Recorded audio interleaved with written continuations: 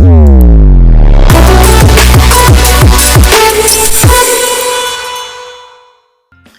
soal selanjutnya kita masuk kepada soal mengenai hukum kekekalan momentum sudut.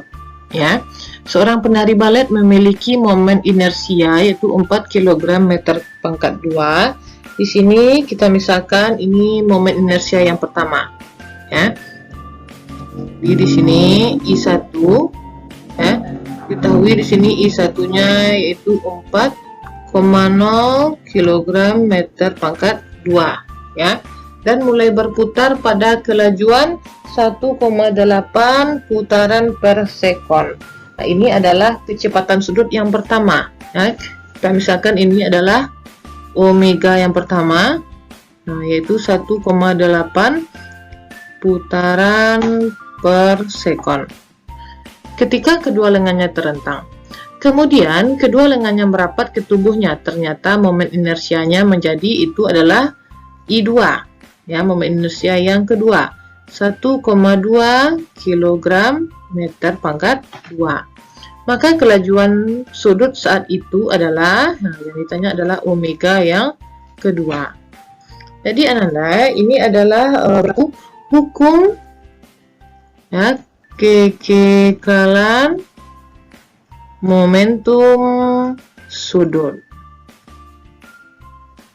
Nah, hukum kekekalan momentum sudut yaitu momentum sudut awal sama dengan momentum sudut akhir, ya, atau bisa kita tulis yaitu L1 sama dengan L yang kedua. Kita ketahui bahwa momentum sudut itu perkalian antara momen inersia dan juga kelajuan sudut, ya. Atau bisa kita tulis di sini L1 yaitu I1 dikali omega 1 sama dengan I2 dikali omega yang kedua. Oke, tinggal kita masukkan di sini angka-angkanya. Bisa Anda lihat I1 di sini 4, ya, omega 1 yaitu 1,8, I2 yaitu 1,2, dan ditanya adalah omega yang kedua. Nah, kita dapatkan, kita kalikan ini, maka hasilnya itu omega yang kedua sama dengan 6 putaran, ya, per sekon. Oke, lanjut soal yang berikutnya. Oke, selanjutnya soal mengenai kesetimbangan benda tegar. Ya, di sini ada batang homogen AB, itu panjangnya sama dengan L, ya. Bisa kita gambarkan Anda di sini panjang dari AB ini, ya, panjangnya yaitu L. Sini ya, yang beratnya 50 Newton. Nah, jadi beratnya di tengah-tengah ini, di berat yang 50 Newton ini, kalau jaraknya antara titik A ke 50 Newton itu setengahnya dari L, ya, atau kita sebut juga seperdua dari L. Berada dalam keseimbangan seperti terlihat pada gambar di samping. Batang ditahan tali OC, ya, OC pada kedudukan yaitu AC. Nah, di sini AC-nya kita gambarkan, AC-nya di sini ya. AC di sini besarnya itu 2/3, ya, 2/3 L. Dan sudut ACO itu sudutnya sebesar 30 derajat. Ya. Terlihat di sini sudutnya 30 derajat. Jadi kita gambarkan lagi ya, di sini panjang dari A ke C ini 2/3 L, ya. Sudutnya 30 derajat. Pada ujung batang terdapat beban yaitu 100 Newton. Ini dia ya, 100 Newton. Lalu ditanya di sini tegangan talinya adalah. Oke, ini adalah kesetimbangan benda tegar dengan syaratnya yaitu sigma torsinya harus sama dengan 0. Karena titik A merupakan titik pusat rotasi, ya, di sini titik poros, maka kita tinjau torsi terhadap titik A, ya. Oke, kita misalkan terlebih dahulu 50 Newton ini, kita misalkan ini yaitu W yang pertama, ya. 100 Newton, kita misalkan ini adalah berat yang kedua. Nah, jadi untuk menentukan tegangan talinya, ya, kita gunakan rumus sigma torsi pada titik A itu sama dengan 0. Kita jumlahkan gaya-gaya apa saja yang bekerja, yaitu ada W1, ada W2, dan juga di sini ada tegangan tali, ya. Tegangan tali ini nanti kita proyeksikan ke sumbu Y. Nah, di sini tegangan talinya yaitu T sin dari 30 derajat. Selanjutnya kita tinjau yang pertama, ya, torsi yang pertama. Jadi sigma torsi A yaitu torsi yang pertama ditambah torsi yang kedua ditambah torsi yang ketiga itu sama dengan 0. Torsi yang pertama kita misalkan di sini W yang pertama, ya, W1 yaitu W1, ya, dikali R1. Oke, torsi yang kedua W2 dikali R2. Nah, ditambah di sini torsi yang ketiga. Nah, di sini kita lihat, ya. Kita lihat arahnya.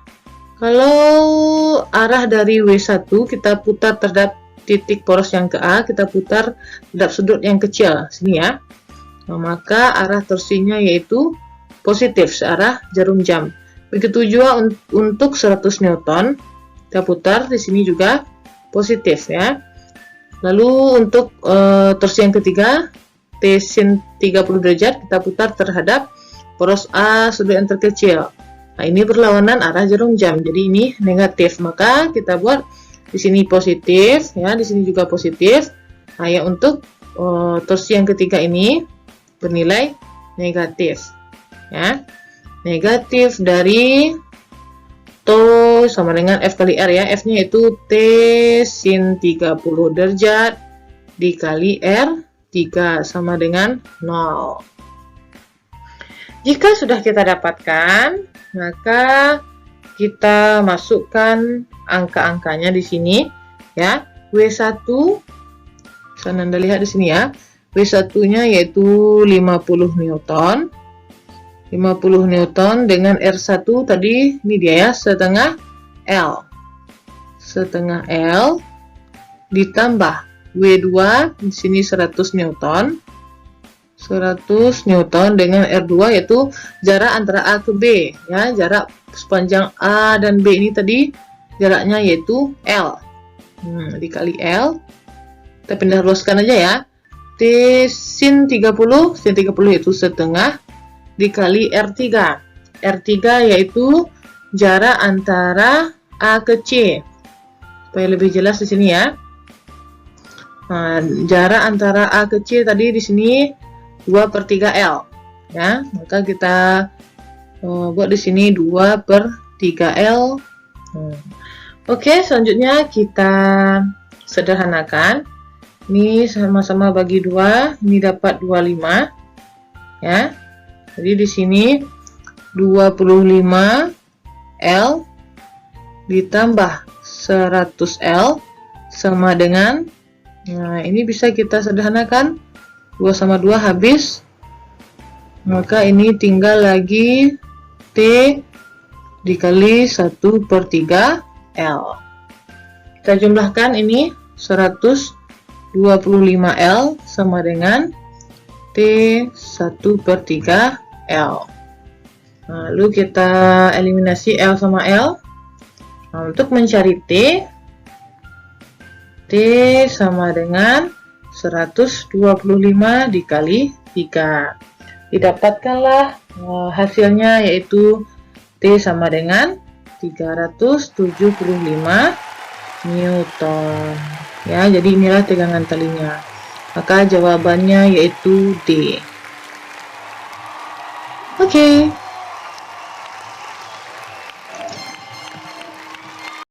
Oke, kita masuk soal tentang elastisitas.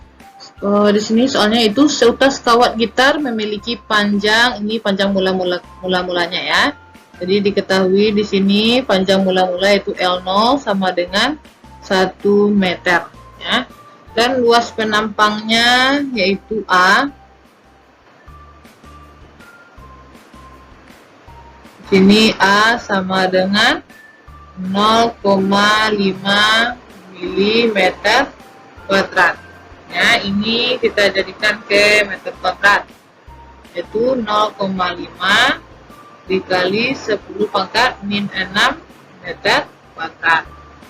Selanjutnya, karena dikencangkan, kawat tersebut memanjang sebesar delta L. Ya, delta L-nya itu 0,2 cm. Jika modulus elastisitas kawat adalah itu E-nya sama dengan 4 dikali 10 pangkat 11 Newton per meter kuadrat, maka gaya yang diberikan pada kawat adalah, oke, jadi ditanya di sini adalah gayanya ya, atau F. Kita jawab di sini ya. Kita ketahui bahwa persamaan dari modulus elastisitas yaitu E sama dengan tegangan dibagi regangan, atau bisa kita jabarkan tegangan itu adalah F per A, tegangan itu adalah delta L per L0. Maka rumusnya menjadi F per A dikali L0 per delta L. Dipindahkan di sini, E itu sama dengan F per A ya, dikali L0 per delta L. Kita kalikan di sini, E dikali A dikali delta L sama dengan F dikali F0. Maka untuk mencari F itu sama dengan E dikali A dikali delta L dibagi L0. Nah, inilah persamaan untuk mencari F. Nah, ini persamaannya untuk mencari F. Lalu kita masukkan angka-angkanya di sini. Ya. E tadi sudah kita dapatkan, yaitu 4 dikali 10 pangkat 11. A yaitu 0,5 ya, kita jadikan aja 1/2 dikali 10 pangkat min 6. Delta L yaitu 0,2 cm, ini kita jadikan ke meter, yaitu 0,2 dikali 10 ya, pangkat min 2 meter.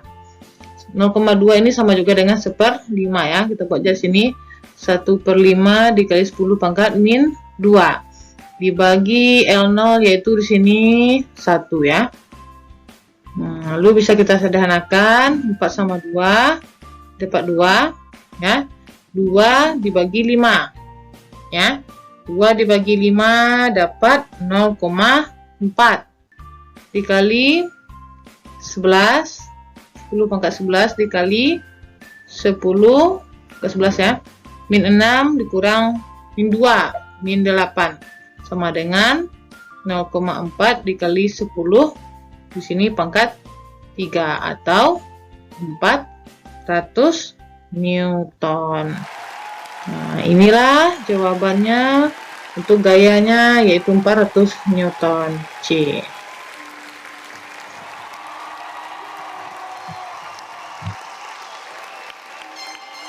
Oke, kita masuk soal tentang hukum Hooke ya. Di sini ada grafik hubungan antara F terhadap pertambahan panjang yaitu delta X yang menunjukkan konstanta pegas K yang paling besar adalah, nah, jadi Anda ingat ya, hukum Hooke persamaannya yaitu F sama dengan min K dikali delta X. Min ini hanya tandanya aja ya, arahnya itu besar gaya pemulihnya berlawanan arah dengan gaya yang diberikan. Maka hubungan antara F yaitu dengan K sebanding dan juga sebanding juga dengan delta X.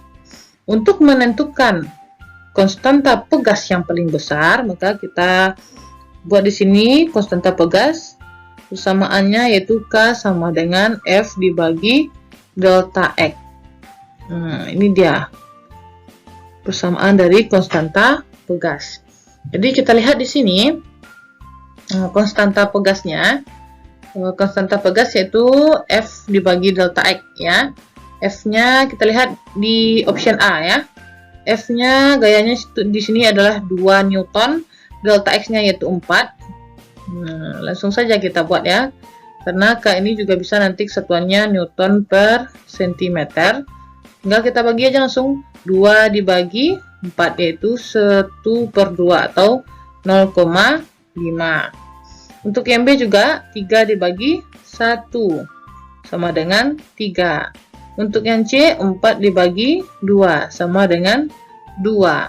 Untuk yang D 3 dibagi 2 sama dengan 1,5. Dan untuk yang E 2 dibagi 1 sama dengan 2. Maka konstanta pegas ya yang paling besar yaitu terdapat pada option B.